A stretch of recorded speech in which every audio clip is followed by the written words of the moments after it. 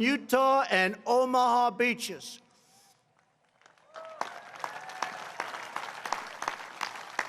Every Coast Guardsman is trusted to put service before all. Coasties plunge from helicopters and barrel through pouring rain and crashing waves to save American lives. They secure our borders from drug runners and terrorists in rough seas, at high speeds. Their sharpshooters take out smugglers' engines with a single shot. They never miss. When the red racing stripes of a Coast Guard vessel break the horizon, when their chopper blades pierce the sky, those in distress know that the help is on their way, and our enemies know their time has come.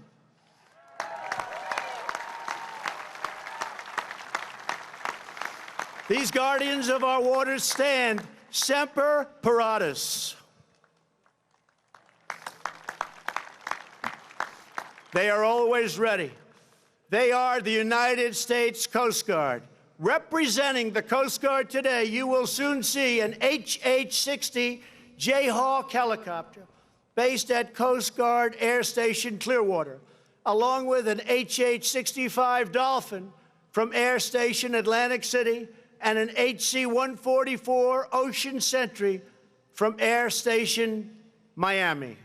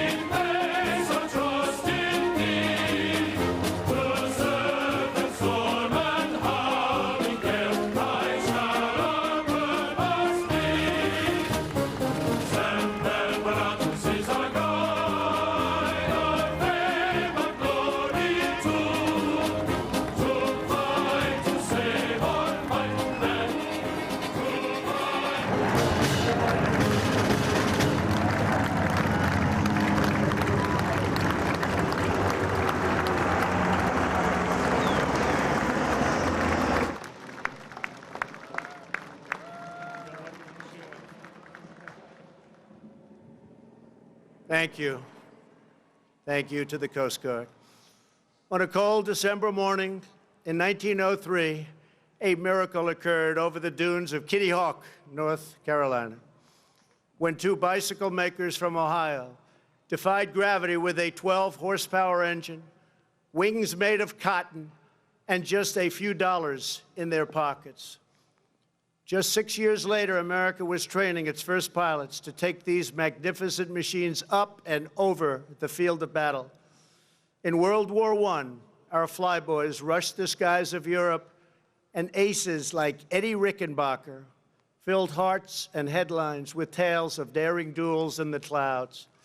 General Billy Mitchell saw the promise of this technology and risked court-martial in his quest for an independent Air Force.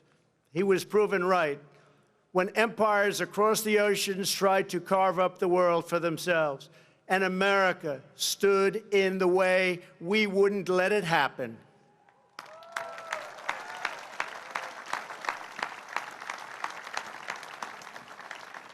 After Pearl Harbor, Lieutenant Colonel James Doolittle and his raiders flew B-25 bombers off a carrier deck in the deep Pacific in a daring feat of American resolve.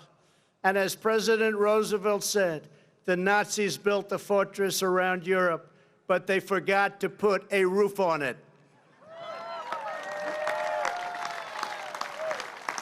So we crushed them all from the air. 177 Liberator bombers flew dangerously low through broad daylight without fighter protection to cripple the Nazi war machine at Ploiesti. More than 300 airmen gave their lives to destroy the enemy oil refineries, and 5 pilots were awarded the Congressional Medal of Honor for their actions in that single raid. It was Airman Chuck Yeager who first broke the sound barrier. It was airmen like Gus Grissom and Buzz Aldrin who traded their Sabre jets for rockets to the stars. And it is our incredible airmen today who wield the most powerful weapon systems on the planet Earth. For over 65 years, no enemy air force has managed to kill a single American soldier because the skies belong to the United States of America.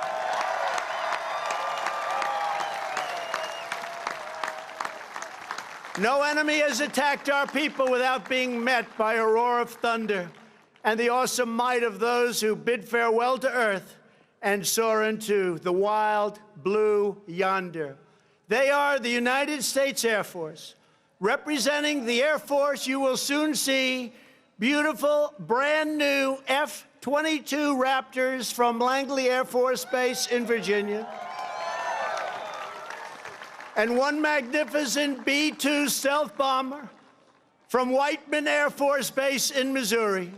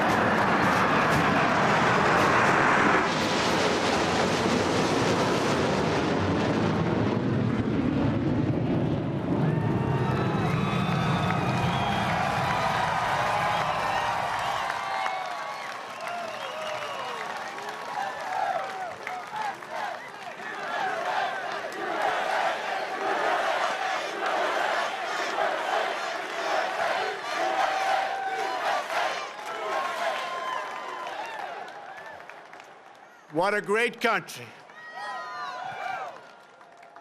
In October of 1775, the Continental Congress ordered the construction of 2 swift sailing vessels, each carrying 10 cannons and 80 men to sail eastward.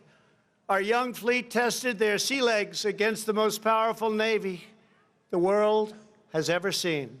John Paul Jones, America's first great naval hero, said, "I wish to have no connection with any ship that does not sail fast, for I intend to go in harm's way." He got his wish many times when his ship was shot into pieces off the coast of England by a British vessel and her 4 dozen guns. When demanded to surrender, Jones very famously declared, "I have not yet begun to fight."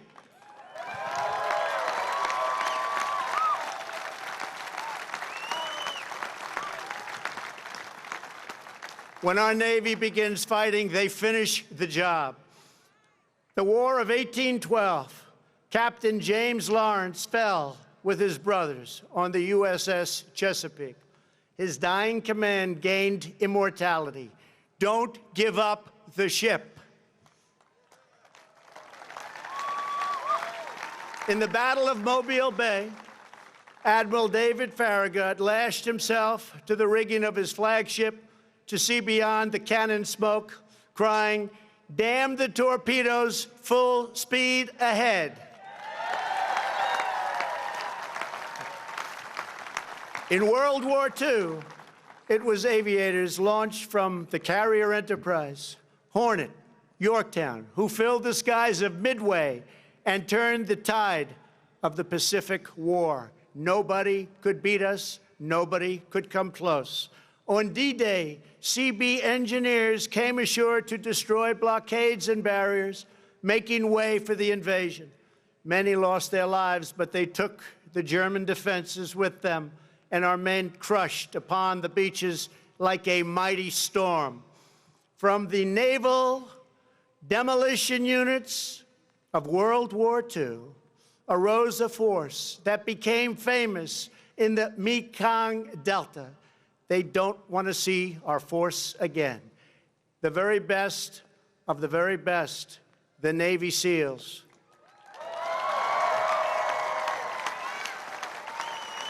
It was the SEALs who delivered vengeance on the terrorists who planned the September 11th attack on our homeland.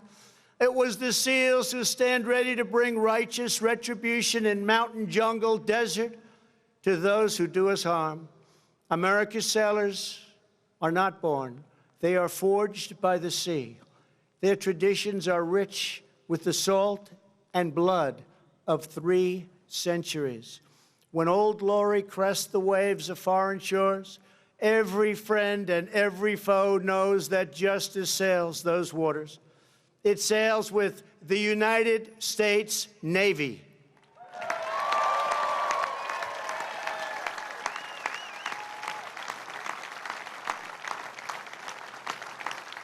Representing our great Navy today will be 2 F-18 Super Hornets from Naval Air Station Oceana in Virginia, along with 2 F-35 Lightnings from Naval Air Station Lemoore in California.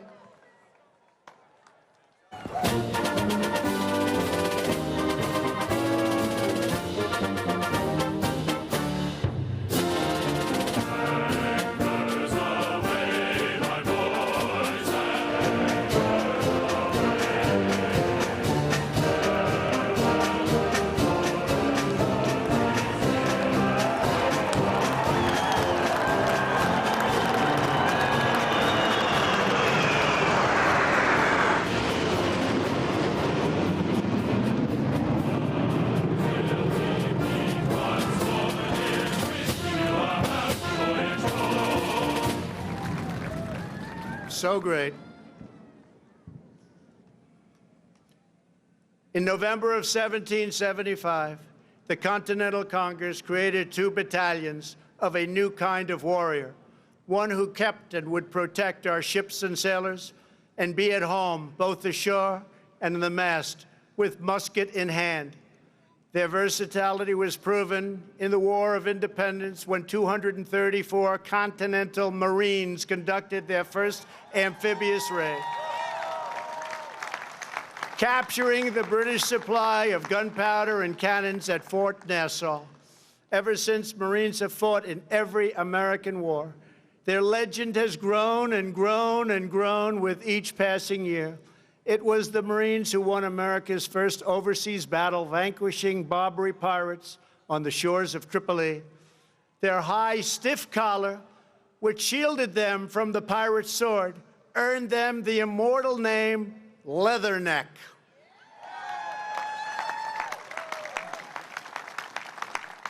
It was the Marines who, after 2 long days of battle, marched through the halls of Montezuma. It was the Marines who took heavy casualties to kick the Kaiser's troops out of Belleau Wood in World War I, earning the title Devil Dogs. And it was the Marines who raised the flag on the black sands of Iwo Jima.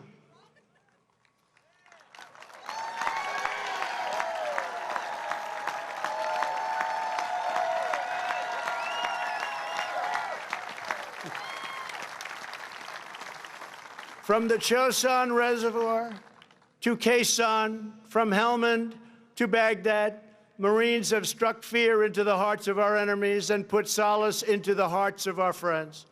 Marines always lead the way. After the 1983 Marine barracks bombing in Beirut, which claimed the lives of 241 great U.S. servicemen. Marine Sergeant Jeffrey Nashton lay in bandages, so badly wounded, barely alive. When the commandant of the Marine Corps came to visit his hospital, Sergeant Nashton had to feel for the general's collar. He wanted to feel his 4 stars. He could not see and he could not speak. He signaled for pen and paper, and with shaking hand, he wrote 2 words, Semper Fi.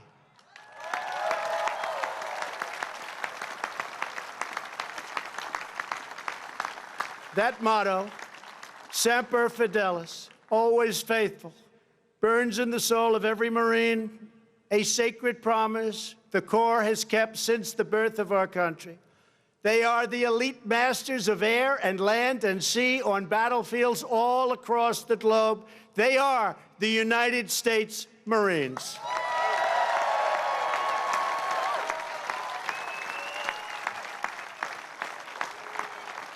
Representing the Marine Corps today will be a brand new VH-92, soon to serve as Marine One, along with 2 V-22 Ospreys from the famed HMX-1 helicopter squadron at Quantico, the Nighthawks.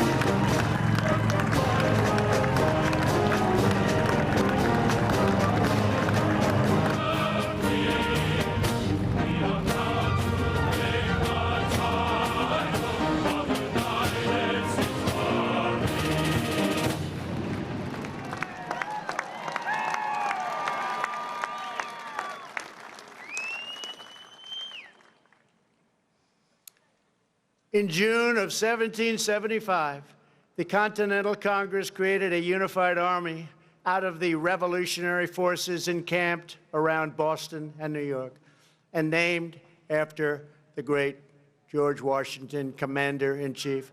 The Continental Army suffered a bitter winter of Valley Forge, found glory across the waters of the Delaware, and seized victory from Cornwallis of Yorktown.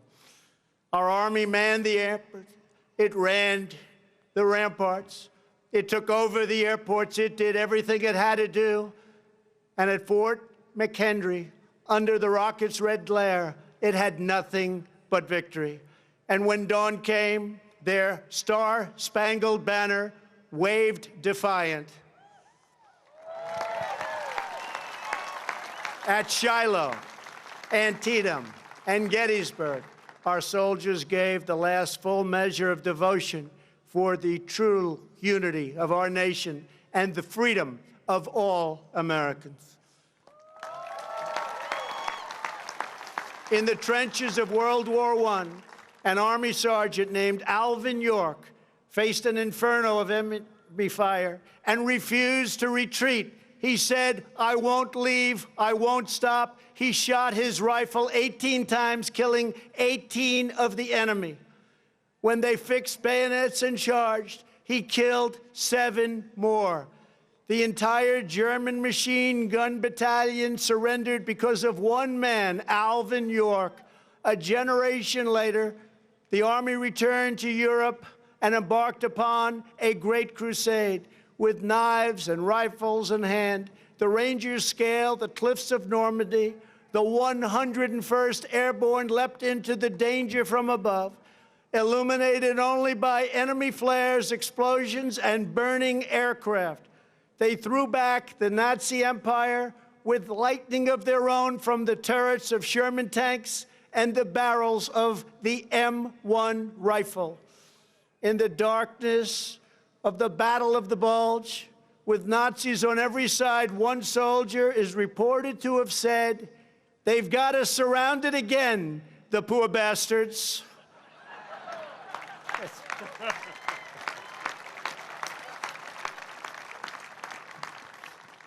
Outnumbered, American warriors fought through the bunkers of Pork Chop Hill and held the line of civilization in Korea. In the elephant grass of Vietnam, the 1st Cavalry made its stand amid a forest consumed in flame with enemies at every single turn. The Army brought America's righteous fury down to al-Qaeda in Afghanistan and cleared the bloodthirsty killers from their caves. They liberated Fallujah and Mosul and helped liberate and obliterate the ISIS caliphate just recently in Syria, 100% gone. Through centuries, our soldiers have always pointed toward home, proclaiming, "This we'll defend." They live by the creed of Douglas MacArthur in war. There is no substitute for victory. They are the greatest soldiers on earth.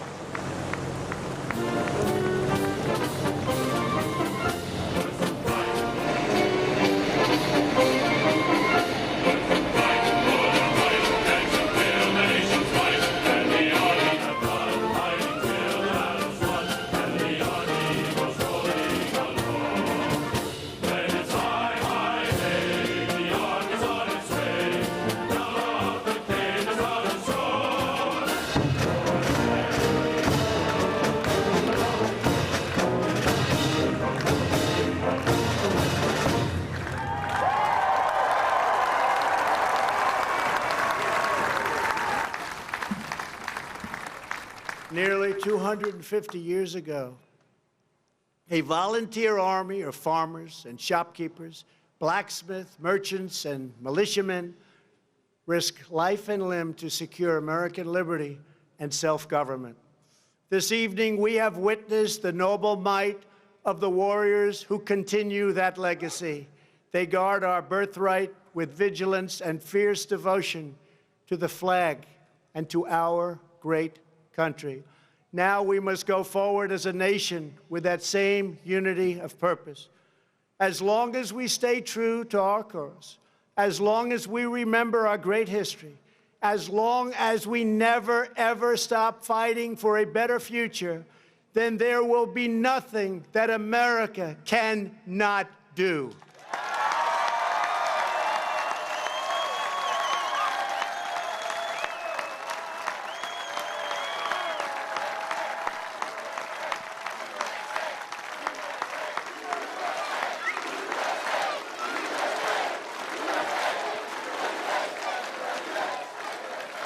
Thank you.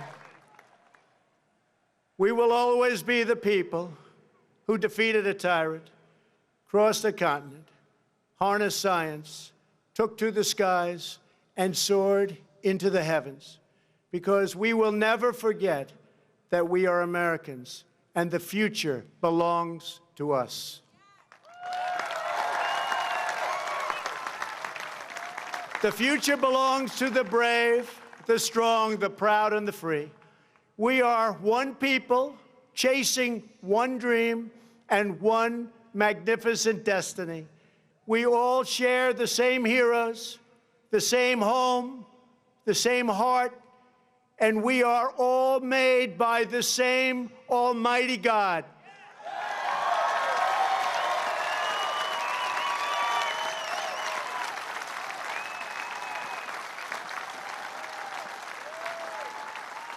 From the banks of the Chesapeake to the cliffs of California, from the humming shores of the Great Lakes to the sand dunes of the Carolinas, from the fields of the heartland to the Everglades of Florida.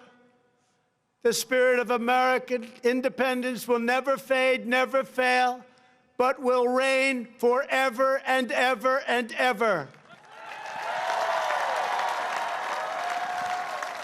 So once more, to every citizen throughout our land, have a glorious Independence Day. Have a great 4th of July. I want to thank the Army Band, the National Park Service, the Interior Department, the incredible pilots overhead, and those who are making possible the amazing fireworks display later this evening. Now, as the band plays the Battle Hymn of the Republic, I invite the First Lady, Vice President and Mrs. Pence, the service secretaries and military leaders to join me on stage for one more salute to America by the famous, incredible, talented Blue Angels. God bless you, God bless the military, and God bless America. Happy 4th of July.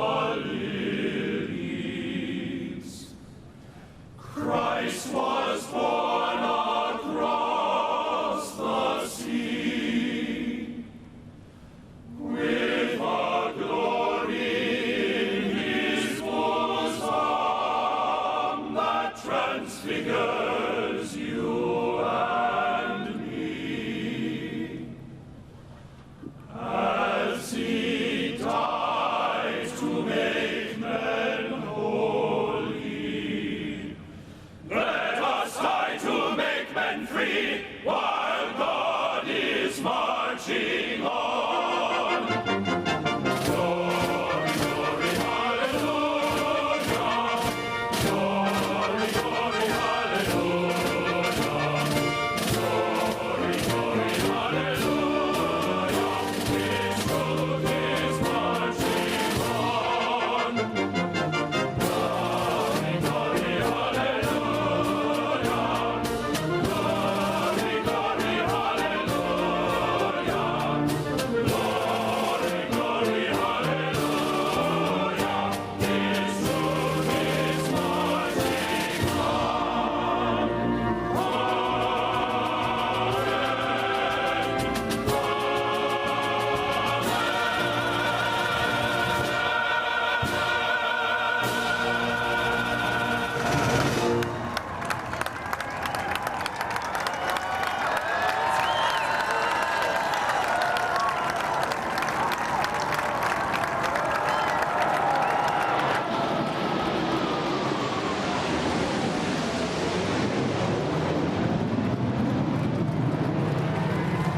If tomorrow all the things were gone I'd worked for all my life, and I had to start again, it was my children and my wife.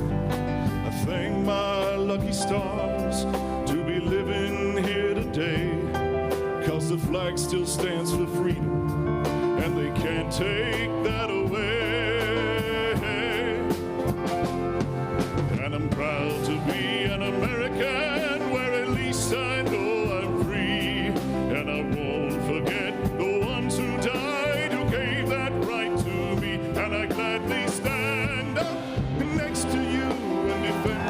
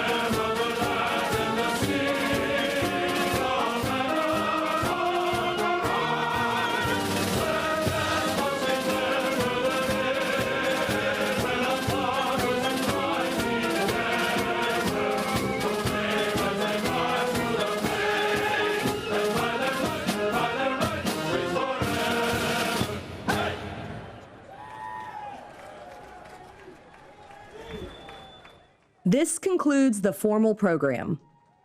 Please stick around and enjoy the fireworks overhead. They will begin just after 9 p.m.